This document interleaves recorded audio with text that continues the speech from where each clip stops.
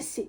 Peuple congolais, avant d'être chrétien, nous sommes congolais. Monsieur le pape, vous n'êtes pas la bienvenue dans la terre de Bakanja. Abonnez-vous, actionnez la cloche des notifications pour ne rien rater. Abonnez-vous, likez et partagez. Jingle.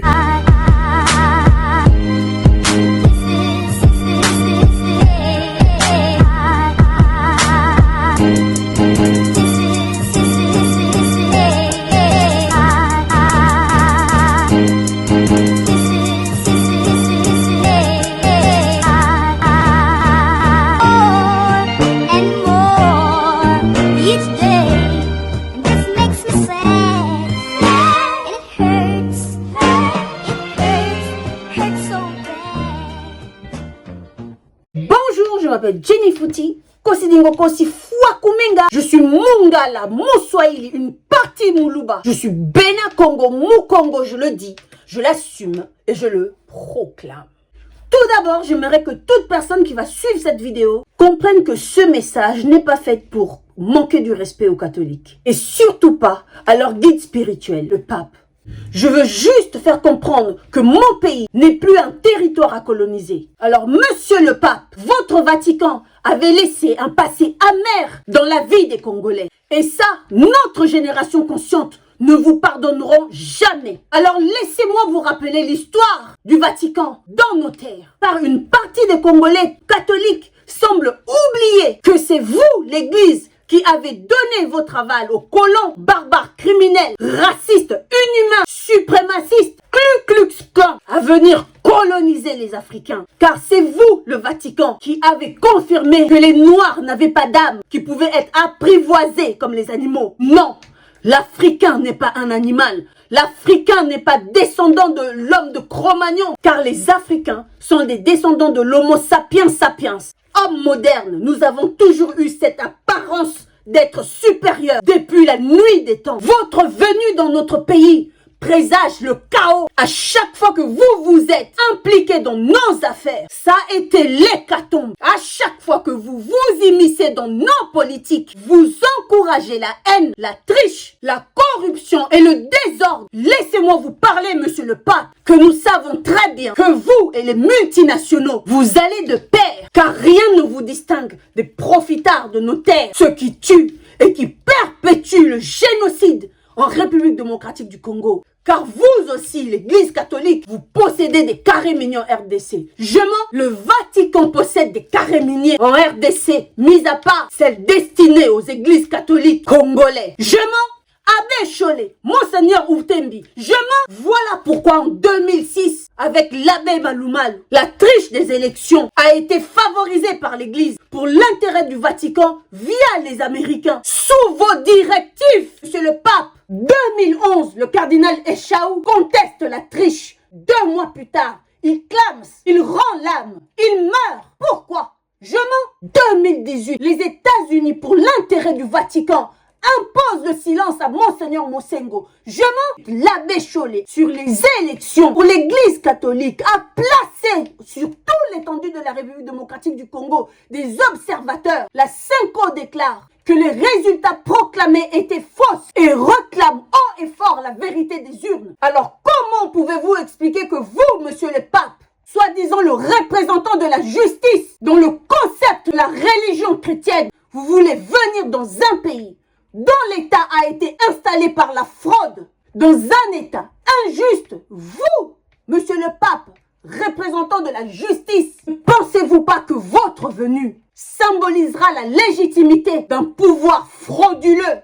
injuste? On comprend maintenant pourquoi Monseigneur cardinal Abbé Ambombo va prêcher aux Congolais que le mal peut devenir le bien. Sérieux, monsieur le pape? Vous allez tous continuer à nous prendre pour des sous-hommes, illettrés, écervelés, esclaves en 2022? L'histoire nous montre que l'Église catholique, sous l'emprise du Vatican, du pape et des Américains, n'ont jamais été du côté réel du peuple congolais, mais plutôt pour leur intérêt personnel. Et maintenant, nous avons la preuve que votre Vatican, monsieur le pape, fait partie du dispositif de la balkanisation dans notre pays. Vous venez faire quoi en RDC? Demander au peuple congolais de composer avec la CENI, une CENI politisée dont le représentant est membre du Kasai Power, la clique familiale de Monsieur Tshilombo, paix à son âme en avance. Il ne doit plus tenir pour très longtemps, car il doit repasser sur le billard dans 9 semaines. Bref, c'est au parti civil de composer la CENI et non les politiciens. Vous, monsieur le pape,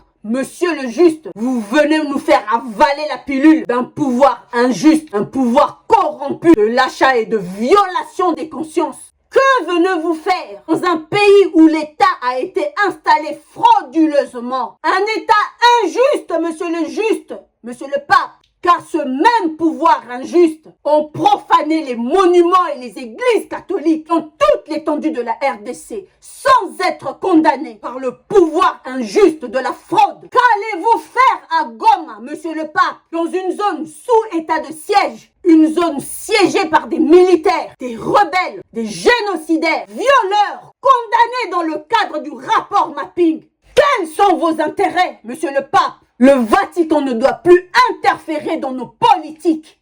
Arrêtez de prétendre vouloir la paix dans le monde. Si en RDC vous avez, comme tous les États sanguinaires, installé votre ambassade, oui, le Vatican aussi a un représentant, un ambassadeur installé au Nonce apostolique qui traite les affaires concernant les intérêts du Vatican. Peuple congolais, avant d'être chrétien, nous sommes Congolais. Rappelez-vous toujours de ce qu'a dit le roi Léopold II aux missionnaires du Vatican, qu'il ne venait pas nous apprendre Dieu, car nous les Congolais, nous le connaissons déjà. Et qu'on l'appelle Nzambianpungu, Nzambi Maweja, Nzakomba, alors le Vatican, à part son histoire sanglante sur notre peuple, collectionne les meurtres, les assassinats, les amputations, les viols, le pillage, l'esclavage du peuple congolais. Pour leur intérêt personnel, le Vatican ne nous apportera jamais la solution. Le pape ne vient pas pour contredire Oulembi, mais plutôt pour nous dire de composer avec la CENI, politisé, tricheur, qui a signé de garantir les